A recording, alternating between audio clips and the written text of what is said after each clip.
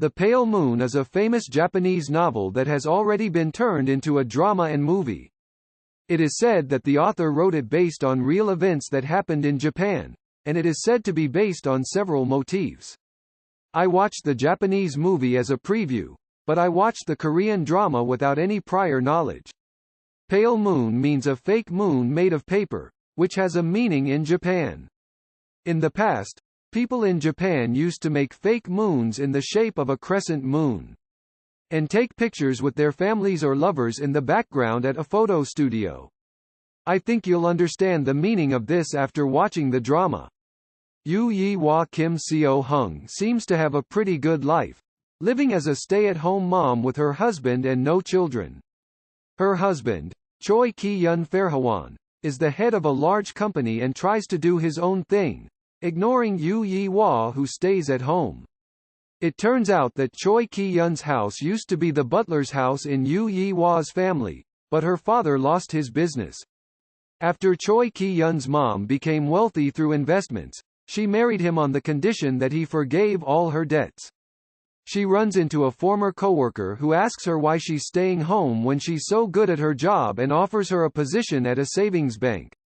There, Yoo stumbles into a sales job that involves dealing with VIPs. A big part of her success is that she's always been kind and polite to everyone around her. She lent money to a stranger at the supermarket when he said he didn't have any money. It turned out that he was one of the VIPs at the savings bank, so he trusted me with his money. Not only that, but Yoo was born and raised in a very wealthy family, so she was very familiar with the attributes of a rich person. Then she meets Yoon Min Jae Yi-shu, the grandson of a VIP and an aspiring movie director. He went to his grandfather because he didn't have any money, and Yi saw him and helped him. The two become close enough that Yoo breaks her own bankbook to help Yoon Min Jae, who is struggling to pay his bills. As Yoon Min Jae actively expresses his affection, they form a relationship. Yoo Yi-hwa's friend Ryu Autumn Yoo Won-jae is a highly paid employee, but she always spends too much and never seems to have any money left over. Kong Sun Young Seo Young Hee lives in a wealthy neighborhood, but she's struggling to make ends meet. The buffer between the two is Yoo Yi-hwa, but the three of them are best friends and have nothing to hide. The two friends are reminiscent of modern-day people as the drama shows the human condition in relation to money.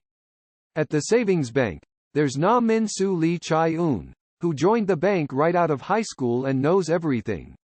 She knows everything that goes on in the bank, and whenever there's a problem, she solves it on the fly.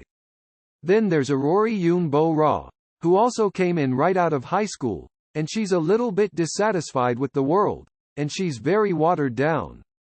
Coming from an idol group, I think it's safe to say that Yoon Bo-ra has definitely taken a step forward as an actress with this movie. Through Yoo Yi-hwa, I can say that the film shows the humanity of the upper class. Yoo Yi-hwa is always a bit of a daredevil, but she keeps her dignity and does what she has to do with a straight face. This may be in her nature, but I had a strong feeling that it was the result of learning over the years. In the drama, the upper class is an older group, and they only pursue their own interests and make demands. They use the fact that they are VIPs at the bank to make Yoo Yi-hwa do all their errands and chores. It's like he knows full well that he won't be able to do anything about it.